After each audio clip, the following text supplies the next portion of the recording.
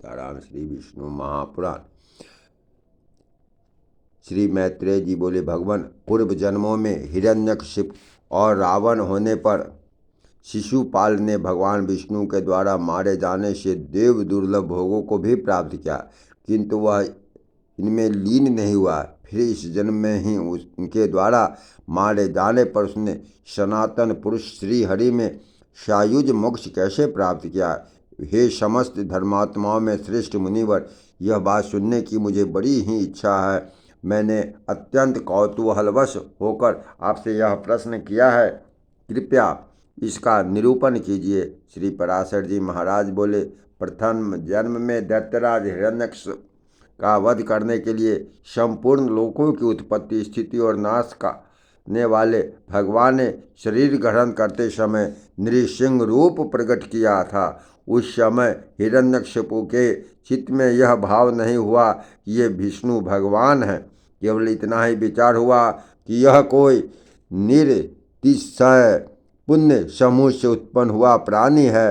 रजोगुण के उत्कर्ष से प्रेरित हो उसकी मति उस विपरीत भावना के अनुसार दृढ़ हो गई, अतः उसके भीतर ईश्वरीय भावना का योग न होने से भगवान के द्वारा मारे जाने के कारण ही रावण का जन्म लेने पर उसने संपूर्ण त्रिलोक में सर्वाधिक भोग संपत्ति प्राप्त की।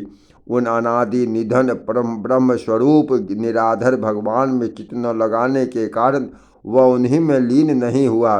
इसी प्रकार रावण होने पर भी कामवश जानकी में चित्त लग जाने से भगवान दशरथ नंदन राम के द्वारा मारे जाने पर केवल उनके रूप का ही दर्शन हुआ था। हे अच्युत, ऐसी आसक्ति नहीं हुई, बल्कि मरते समय उसके अंतःकरण में केवल मनुष्य बुद्धि ही रही। फिर श्री अच्युत के द्वारा मारे जाने के फलस्वरूप उसने संपूर्ण भूमंडल में प्रशंसित चेदीराज के कुल में शिशुपाल के रूप में जन्म लेकर भी अच्छे ऐश्वर्य प्राप्त किया। इस जन्म में वह भगवान के प्रत्येक नामों की तुच्छता की भावना करने लगा। उसका हृदय अनेक जन्म के द्वेषानुबंध से युक्त था। वह तो उनकी निंदा और तिरस्कार आदि करते हुए भगवान के संपूर्ण समयानुसार लीलाकृत नामों का निरंतर उच्चारण करता था। खिले हुए कमल दल के समान उसकी निर्मल आँखें हैं, जो उज्ज्वल पीतांबर और निर्मल किरीट, केयूर, हार और कटकटादि धारण किए हुए हैं, तथा उसकी लंबी लंबी चार भुजाएं हैं, जो शंख, चक्र, गदा और पद्म धारण किए हुए हैं।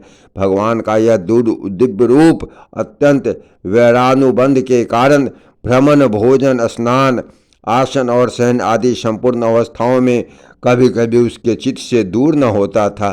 फिर गाली देते समय उन्हीं का नामोच्चारण करते हुए और हृदय में भी उन्हीं का ध्यान करते हुए, जिस समय वह अपने वध के लिए हाथ में धारण किए चक्र के उज्ज्वल किरण जाल से सुशोभित अक्षय तेज स्वरूप देश आदि संपूर्ण दोषों से रहित ब्रह्मभूत भगवान को देख रहा था,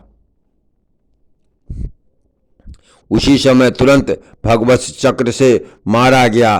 भगवत स्मरण के कारण संपूर्ण पाप राशि के दग्ध हो जाने से भगवान के द्वारा उसका अंत हुआ और वह उन्हीं में लीन हो गया। जय जय श्री